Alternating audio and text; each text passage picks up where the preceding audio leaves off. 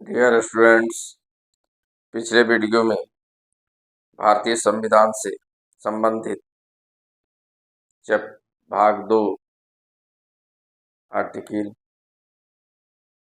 5 से 11 के बारे में हम बताए हैं कि भारतीय संविधान के भाग 2 में नागरिकता का प्रावधान किया गया है, जिसका प्रावधान आर्टिकल 5 से लेके 11 में किया गया है। और इसमें हम आपको 1 से लेके 7 तक अनुच्छेदों के बारे में डिस्कशन कर चुके हैं, लेकिन आज जाहिर सी बात है आर्टिकल 8 के बारे में बताने जा रहे हैं कि आर्टिकल 8 के अंतर्गत किस कंटेंट को रखा गया है। तो आप लोग यह जानिए कि भारतीय संविधान के आर्टिकल जो 8 है उसमें यह कहा गया है कि भारत के बाहर भारतीय उत्पत्ति वाले व्यक्ति की नागरिकता, यानी भारत आर्टिकल 8 के अनुसार आर्टिकल 8 के अनुसार भारत के बाहर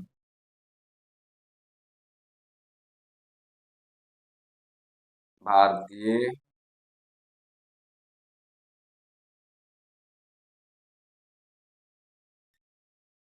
उत्पत्ति वाले व्यक्ति की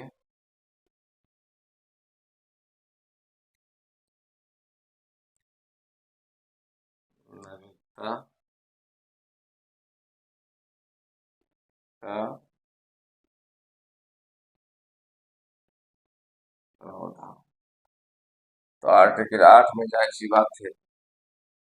यह जानिए कि किस कंटेंट को रखा गया है। तो इसको रखा गया है कि भारत के बाहर भारतीय उत्पत्ति वाले, यानी भारत में के बाहर यानी विदेश में जो व्यक्ति रह रहा है लेकिन वह भारतीय नागरिकता चाहते हैं, तो किस आधार पर उसे भारतीय नागरिकता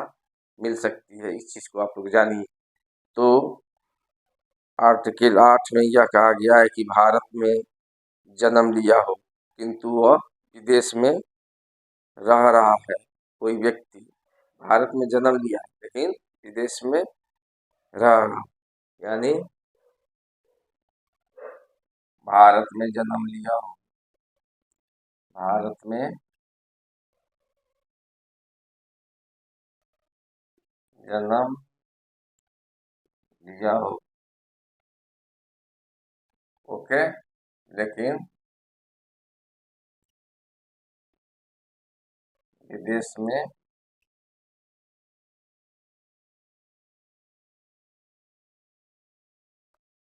रह रहा हो, तो उस व्यक्ति को कैसे नागरिकता प्रदान प्राप्त होगी। तो ये जानी कि भारत में जन्म लिया हो किंतु विदेश में रह रहा हो, तो इन व्यक्तियों में से कुछ व्यक्तियों को कहा, यानी डायरेक्ट कॉन्स्टिट्यूशन में लिखा हुआ है।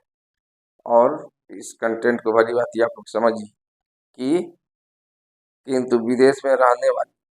कुछ व्यक्तियों को, यानी कुछ की बात हो रही है, कुछ व्यक्तियों को, तो जाहिर सी बात है सब देश के बारे में बात नहीं हो रही है, कुछ देश को इसमें से हटाया भी गया है। तो कुछ व्यक्तियों को निम्नलिखित शर्तों को पूरा करने के आधार पर उसे भारतीय नागरिकता मिल सकती है। तो वह शर्त क्या क्या है हम आपको बताएंगे। तो जाहिर सी बात है कि सबसे पहले जानने का यह प्रयास कीजिए कि कुछ शर्तों को पूरा करने पर नागरिकता उसे मिल सकती है, लेकिन इसके अंतर्गत जाहिर सी बात है इस कंडीशन के अंतर्गत, लेकिन विदेश में रह रहा, लेकिन कुछ शर्तों को पूरा करने के बाद, लेकिन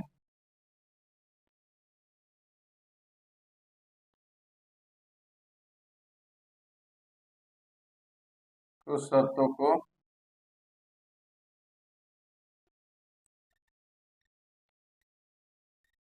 पूरा करने के बाद उसे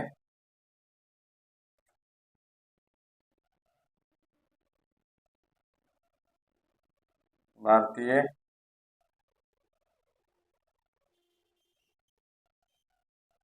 नागरिकता उस शर्तों को पूरा करने के बाद उसे भारतीय नागरिकता मिल सकती है। भारतीय नागरिकता, लेकिन कुछ शर्तों को पूरा करने के बाद उसे भारतीय नागरिकता मिल सकती है। लेकिन इस प्रावधान के अनुसार, जाहिर सी बात है, इस कंटेंट के अनुसार आपको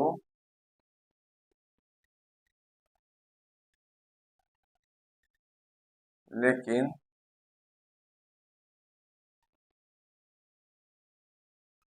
इसके अंतर्गत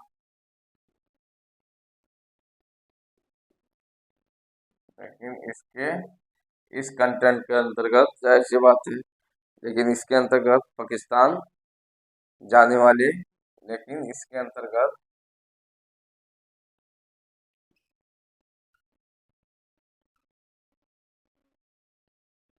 पाकिस्तान में लेकिन इसके अंतर्गत पाकिस्तान जाने वाले, जाहिर सी बात है, इसके अंतर्गत पाकिस्तान जाने वाले लोग सम्मिलित नहीं होंगे। यानी कोई व्यक्ति, लोग की बात हुई है संविधान में, और इसके अंतर्गत पाकिस्तान जाने वाले लोग सम्मिलित नहीं होंगे। यानी इसमें कम्युनिटी की बात नहीं हुई है, सिर्फ लोग का यहाँ कॉन्स्टिट्यूशन में उल्लेख किया गया है। लेकिन इसके अंतर्गत पाकिस्तान जाने वाले लोग सम्मिलित नहीं होंगे। किसके अंतर्गत? इस कंटेंट के आधार पर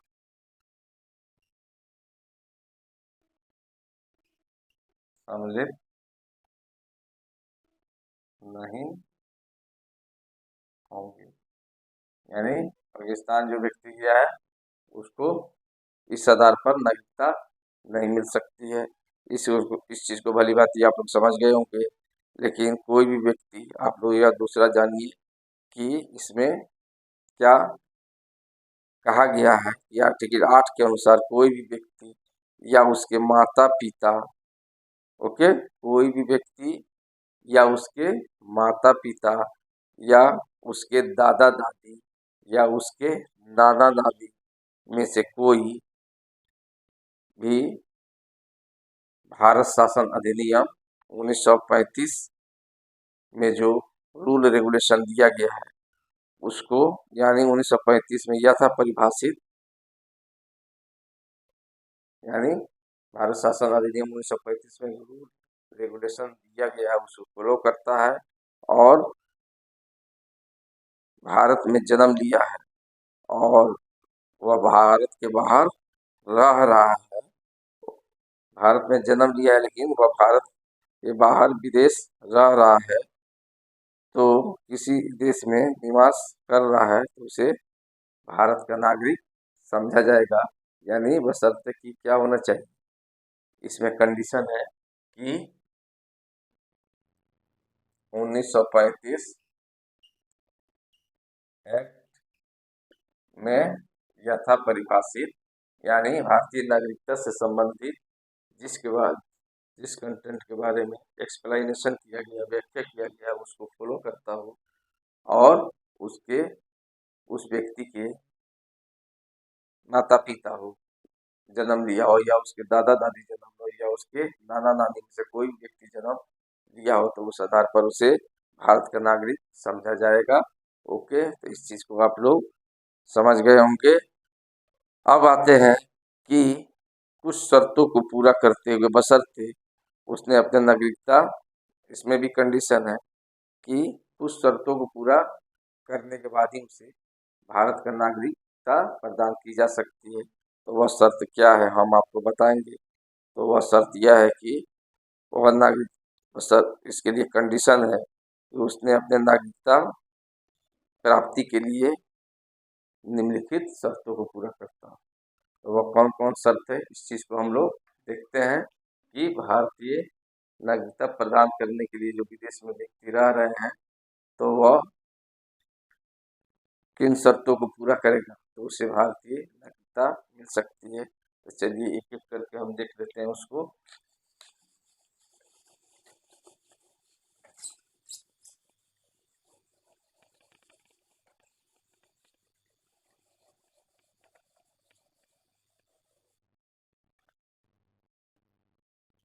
पहला शर्त पहला शर्त यह है कि वह भारत का नागरिक के रूप में पहला शर्त यह है कि वह भारत के नागरिक के रूप में अपने आप को पंजीकृत कर लिया हो करा लिया हो, यानी रजिस्ट्रेशन कर लिया हो। तो जाहिर सी बात है कि वह पहला शर्त में यह आता है कि वह भारत के नागरिक के रूप में पंजीकरण कर लिया गया हो। ओके, वह भारत के नागरिक के रूप में पंजीकृत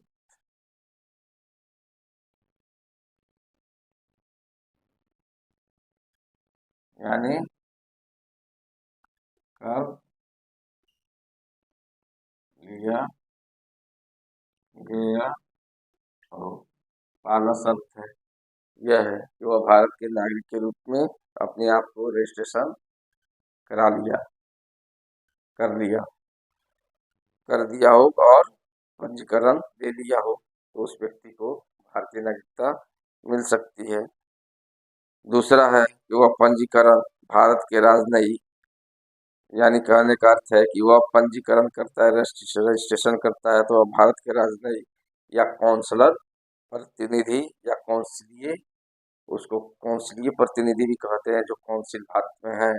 भारत सरकार का। तो यानी दूसरा शर्त में है कि वह पंजीकरण भारत के राजनयिक या कौंसलीय प्रतिनिधि को जहां वह निवास करता हो, जहां वह निवास जिस जगह पर करता हो उस जिला से संबंधित बात हो रही है कि उस कौंसलीय प्रतिनिधि को जहां पर वह निवास कर रहा हो उसके द्वारा वह रजिस्ट्रेशन कराया हो, यानी पंजीकृत अपने आप को करा लिया हो। ओके, तो इस चीज को भी भली बात ही आप लोग समझ गए। आप लोग इसको लिख लीजिए और लिख कर समझिए और देखिए कि दूसरा कंटेंट क्या कह रहा है। दूसरा यह कह रहा है कि वह पंजीकरण भारत के राजनयिक वह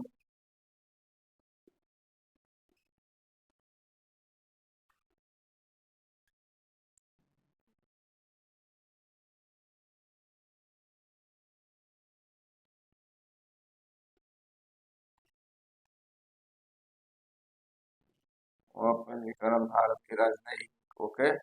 यानी राजनयिक मतलब जो है समझिए गए आप लोग कि वह पंजीकरण भारत के राजनयिक यानी भारत के पूरा पॉलिटिकल सिस्टम यानी कॉन्स्टिट्यूशनली जो रूल रेगुलेशन है उसके द्वारा, यानी जो गृह मंत्री है हमारे भारत में उनसे संबंधित जो रूल रेगुलेशन है उसको फॉलो करते हुए कराया हो। यानी इसलिए राजनयिक का बात आया है कि भारत के राजनयिक या कौंसलीय प्रतिनिधि को, भारत के राजनयिक या कौंसलीय कौंसलीय प्रतिनिधि, ओके, कौंसलीय प्रतिनिधि को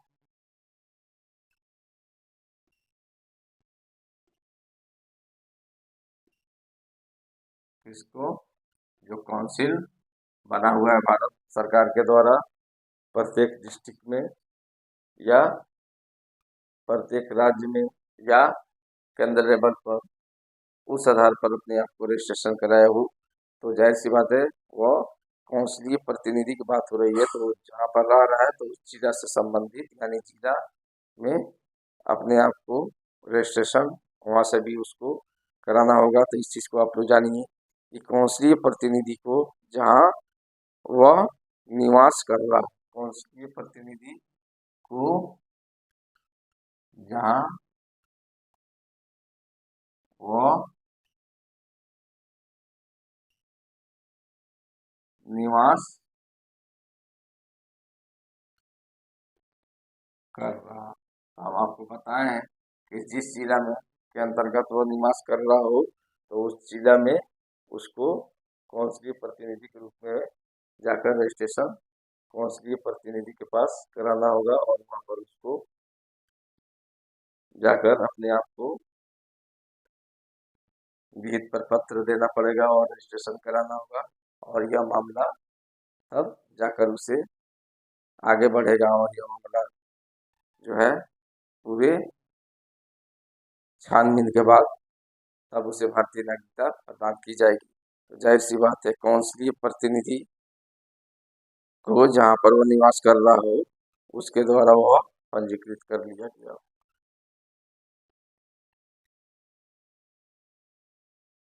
निवास कर रहा हो पंजीकृत कर लिया गया।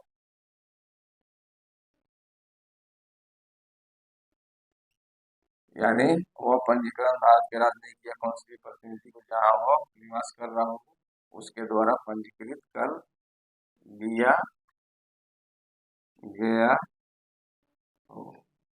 इस आधार पर उसे भारतीय नागरिकता प्राप्त हो जाएगी। और तीसरा कंटेंट यह है कि उस वो जो आवेदन पत्र देता है, यानी कहने का अर्थ है कि अपने नागरिकता से संबंधित उस आवेदन पर पत्र को कौंसलर प्रतिनिधि जहां उस समय वो निवास कर रहा हो उसके द्वारा जाहिर सी बात है उसे पंजीकृत किया गया हो। इस चीज को आप लोग समझिए, यानी कहने इस कंटेंट को जानिए कि इसमें यह कहा गया है कि आर्टिकलेट में यह इस चीज को एक्सप्लेनेशन किया गया है कि आवेदन पत्र जो दे रहा है अपने नागरिकता से संबंधित, तो आवेदन पर पत्र जो है काउंसलर प्रतिनिधि जो डिस्ट्रिक्ट है जहाँ पर वह उस समय निवास कर रहा है तो उसके द्वारा वह पंजीकृत उसे कराना एकदम जो है अनिवार्य। ओके, इस चीज को आप लोग समझ गए होंगे, इसमें कोई परेशानी नहीं हुई होगी। अब नेक्स्ट आते हैं कि आवेदन पत्र जो दे रहा है, तो आवेदन पत्र जो है डोमिनियन सरकार या भारत सरकार द्वारा विहित प्रपत्र पर पूरा रूल रेगुलेशन के साथ होना चाहिए। कहने का अर्थ है कि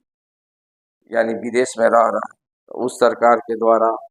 भी भारत सरकार को चाहिए कि वहाँ का नागरिकता वह छोड़ दिया हो और भारत सरकार के जो विहित प्रपत्र है उस पर पूरा भारतीय इंडियन कॉन्स्टिट्यूशन के रूल रेगुलेशन के अनुसार यानी उसका रजिस्ट्रेशन किया गया हो, तब जाकर उसे भारतीय नागरिकता मिल सकती है। तो आप लोग जानिए कि आवेदन पत्र डोमिनियन सरकार द्वारा आवेदन पत्र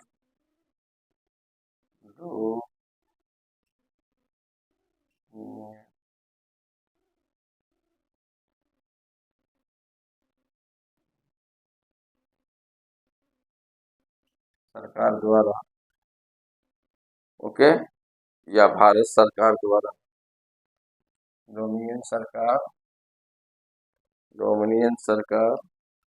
या भारत सरकार आवेदन पत्र डोमिनियन सरकार या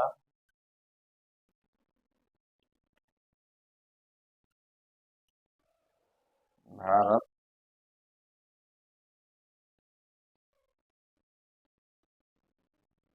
भारत सरकार द्वारा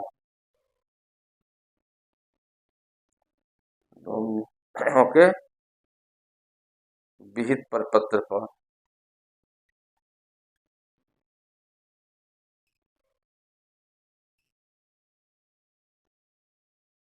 विहित